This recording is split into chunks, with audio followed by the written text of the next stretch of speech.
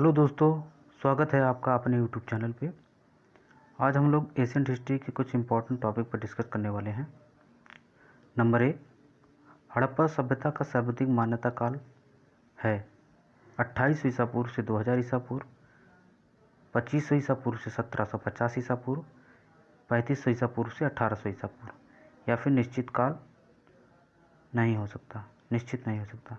तो इसका right answer होगा 2500 ईसा पूर्व से लेकर 1750 ईसा पूर्व। रेडियो कार्बनिक C14 जैसे नवीन विश्लेषण पद्धति के द्वारा सिंधु घाटी सभ्यता की सर्वमान्य तिथि 2500 ईसा पूर्व से लेकर 1750 ईसा पूर्व मानी जाती है। सिंधु घाटी सभ्यता की खोज राय बहादुर दयाराम साहनी ने की थी। सिंधु घाटी सभ्यता को प्रागैतिहासिक अथवा कांस्य युग भी कहा जाता है। इस सभ्यता के मुख्य निवासी द्रविड़ एवं भूमध्य सागरीय थे। नेक्स्ट क्वेश्चन डिस्कस करते हैं। सिंधु घाटी सभ्यता में निम्नलिखित में से किस सभ्यता के समकालीन नहीं थी? मिस्र की सभ्यता, मेसोपोटामिया की सभ्यता, चीन की सभ्यता, या फिर ग्रीक की सभ्यता? तो इसका राइट आंसर होगा ग्रीक की सभ्यता। इसका व्याख्या देख लेते हैं। सिंधु घाटी सभ्यता मिस्र, मेसोपोटामिया या क्रीट सभ्यता के समकालीन थी। क्षेत्रफल की दृष्टि से यह भाग मिस्र, मेसोपोटामिया एवं क्रीट की अपेक्षा कहीं अधिक विस्तृत था। समकालीन विश्व की कोई आत्मा सभ्यता सिंधु से विस्तृत नहीं है। इसके अलावा सभी स्थलों से प्राप्त तत्वों में न केवल समता है, वर्ण एक रूपता भी है। सुमेरियन अर्थात मेसोपोटामिया में सैंधव जैसी सभ्यता में कार्बन मोहर तथा चूल्हे मिले हैं। मिस्र में मिले आभूषण और श्रृंगार प्रसाधन सैंधव आभूषणों तथा श्रृंगार प्रसाधनों जैसे ही हैं। क्रीट सभ्यता में प्राप्त चित्र भी सिंधु घाटी सभ्यता के चित्रों में से समान ही है। इन प्रमाणों में स्पष्ट होता है कि सिंधु सभ्यता का सुमेरियन, मेसोपोटामिया, मिस्र तथा क्रीट सभ्यताओं से व्यापारिक संबंध था। नेक्स्ट, सिंधु घाटी सभ्यता कहाँ तक विस्तृत थी? पंजाब, दिल्ली, जम्मू कश्मीर, या फिर जम्मू, राजस्थान, बिहार, बंगाल, उड़ीसा? तीसरा, पंजाब, राजस्थान, गुजरात, उड़ीसा और बंगाल, या फिर पंजाब, राजस्थान, गुजरात, उत्तर प्रदेश, हरियाणा, सिंध और बलूचिस्तान? तो इसका राइट आंसर होगा पंजाब, राजस्थान, गुजरात, उत्तर प्रदेश, हरियाणा, सिंध और बलूचिस्तान। इसका व्याख्या देख लेते हैं। सिंधु घाटी सभ्यता में सर्वाधिक पश्चिम पुरातन स्थल दास्क नदी के किनारे स्थित सूरकतना-डोर जो बलूचिस्तान में पड़ता है। पूर्वी पुरास्थल हिंडन नदी के किनारे आलमगीरपुर जो मेरठ में पड़ता है, उत्तर प्रदेश में। उत्तरी पुरास्थल चिनाब नदी के तट पर अखनूर के निकट मांडा जम्मू कश्मीर में पड़ता है, तथा दक्षिणी पुरास्थल गोदावरी नदी के निकट दैमाबाद रहेगा, जिला अहमदनगर जो महाराष्ट्र में पड़ता है। यहाँ तक विस्तृत था। सिंधु घाटी सभ्यता का सैंधव सभ्यता नगरीय सभ्यता थी। सैंधव सभ्यता से प्राप्त परिपक्व अवस्था वाले स्थलों में से केवल 6 को ही बड़े नगरों की संज्ञा दी गई है: मोहनजोदड़ो, हड़प्पा, बनावली, धौलीबीरा, राखीगढ़ी एवं कालीबंगा। स्वतंत्रता प्राप्ति पश्चात हड़प्पा सभ्यता के सर्वाधिक स्थल गुजरात में खोजे गए। लोथल एवं सूरकतना-डोर से सिंधु घाटी सभ्यता का जो बंदरगाह या पत्त नगर था, लोथल व सूतकोटदा था। जुते हुए खेत की नक्काशीदार ईंटों से प्राप्त साक्ष्य कालीबंगा से मिले हैं। इसको आप स्क्रीनशॉट ले सकते हैं। नेक्स्ट, सिंधु घाटी सभ्यता में घोड़े के अवशेष कहाँ से मिले हैं? सूरकोटदा से, बनावली से, मांडा से, या फिर राखीगढ़ी से? तो इसका राइट आंसर होगा सूरकोटदा से। इसकी व्याख्या देख लेते हैं। सूरकोटदा गुजरात के कच्छ जिले में स्थित एक महत्वपूर्ण हड़प्पीय स्थल है। यहाँ से घोड़े के अस्थि अवशेष प्राप्त हुए हैं, परंतु सामान्यतः हड़प्पा संस्कृति में घोड़े की अस्थि को स्वीकार नहीं किया जाता है। इसके अन्य तथ्य हैं जो देख लेते हैं हम लोग। आमरी से ब्रह्म बारासिंगा का साक्ष्य मिला है। अमारी से ब्रह्म बारासिंगा का साक्ष्य मिला है। रोपड़ के एक कब्रिस्तान से मनुष्य के साथ पालतू कुत्ते दफनाए जाने का प्रमाण मिलता है। सुरकोर्दा से एंटीमनी की एक क्षण प्राप्त हुई है और सुरकोर्दा की खोज वर्ष 1964 में जेपी जोशी ने की थी। नेक्स्ट, सिंध घाटी स्थल कालीबंगा किस प्रदेश में है? राजस्थान में, गुजरात में, मध्य प्रदेश में, उत्तर प्रदेश में। तो इसका राइट आंसर होगा राजस्थान में। इसकी व्याख्या देख लेते हैं। कालीबंगा राजस्थान के हनुमानगढ़ जिले में एक प्राचीन एवं ऐतिहासिक स्थल है। यहाँ हड़प्पा सभ्यता के बहुत दिलचस्प एवं महत्वपूर्ण अवशेष मिले हैं। कालीबंगा एक छोटा नगर था। यहाँ एक दुर्ग मिला है।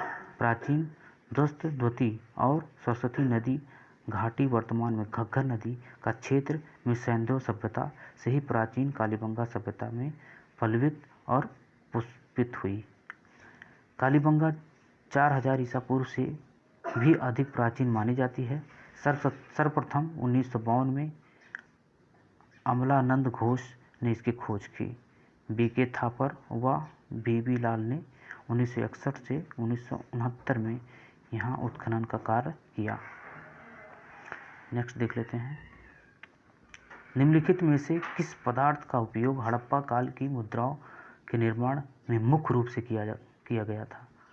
सेलखड़ी से, कांसा से, तांबा या फिर लोहा? तो इसका राइट आंसर होगा सेलखड़ी।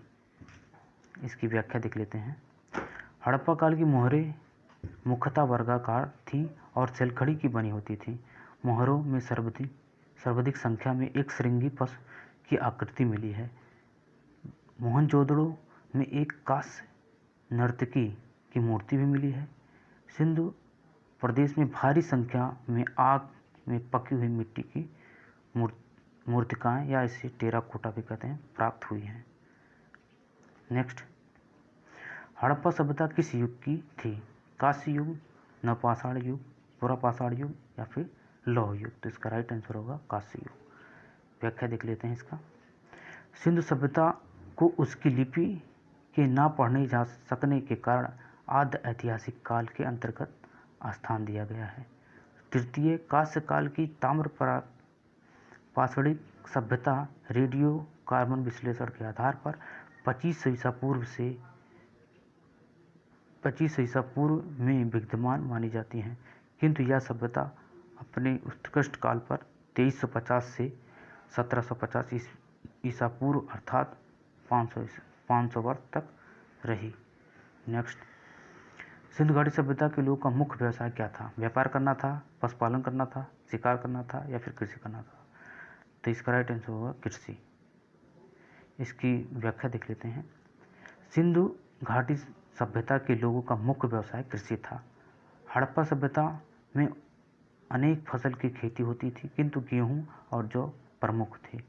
चावल का प्रयोग हड़प्पा काल में सीमित मात्रा में होती थी। रंगपुर और लोथल से चावल के प्रमाण मिले हैं। हड़प्पावासी मेसोपोटामिया से व्यापार किया करते थे। चांदी का प्रयोग भारत में प्रथम बार हड़प्पावासी के द्वारा ही किया गया। कपास की खेती सर्वप्रथम हड़प्पा वासियों द्वारा ही शुरू किया गया। चेस अर्थात शतरंज की शुरुआत हड़प्पा वासियों द्वारा ही की गई। कपास को यूनानी लोग सिंडन कहते थे। ये सब बहुत इंपॉर्टेंट क्वेश्चन है। नेक्स्ट देख लेते हैं। हड़प्पा सभ्यता के निवासी थे, ग्रामीण थे, शहरी थे, यायावर या फिर खानाबदोश थे या फिर जनजातीय थे? तो इसका राइट आंसर होगा शहरी थे। व्याख्या देख लेते हैं। हड़प्पा शहरी सभ्यता थी। भारत का प्रथम नगरीकरण हड़प्पा सभ्यता द्वारा शुरू की गई। भारत में द्वितीय शहरीकरण गंगाधारी में 6वीं शताब्दी ईसा पूर्व में हुआ। वैदिक सभ्यता ग्रामीण सभ्यता थी। यायावर या खानाबदोश व्यवस्था मानव के प्रारंभिक काल को दर्शाता है। शहर होने के लिए प्रथम शर्त खेती में अतिरिक्त उपज होना अनिवार्य है। शहर उसे कहेंगे जहां 75% मानव जनसंख्या गैर कृषि कार्य में संलग्न हो। हड़प्पा अर्थव्यवस्था कृषि, अधिशेष, पशुपालन, उन्नत हस्तशिल्प तथा समृद्ध आंतरिक तथा बाह्य व्यापार पर आधारित थी। नेक्स्ट देख लेते हैं। सिंधु घाटी सभ्यता कि जो घर होते थे किसके बनाए जाते थे। एसएससी एमटीएस 2001 में पूछा है, आरआरबी गोरखपुर टेक के एग्जाम में भी 2004 में पूछा गया है। किसके बने होते थे, ईंट के बने होते थे, बांस से बने होते थे, पत्थर से या फिर लकड़ी से। तो सिंधु घाटी सभ्यता के जो घर होते थे वो ईंट के बने होते थे। व्याख्या देख लेते हैं। सिंधु घाटी के घर मुख्यतः ईंट से बनाए जाते थे। लकड़ी का प्रयोग घर बनाने के लिए किया जाता था। ईंट धूप में सुखाया हुआ आग के द्वारा पकाया प्रयोग में लाया जाता था। ईंटों का अनुपात 4:2:1 था। ईंटों का प्रयोग अनेक आकार का करते थे। अलंकृत ईंट का प्रयोग का प्रमाण कालीबंगा में मिला है। सिंधु घाटी की सभ्यता का सबसे पूर्वी सीमा मेरठ में हिंड नदी के तट पर आलमगीरपुर था। यह आलमगीरपुर प्राचीन समय मेरठ उत्तर प्रदेश में पड़ता है। तो आज यहीं इस टॉपिक को एंड करते हैं। इसके आगे न्यू सीरीज ये सीरीज जारी रहेगी। अगर आपको वीडियो पसंद आता है तो वीडियो को लाइक, शेयर और सब्सक्राइब करें। Thank you.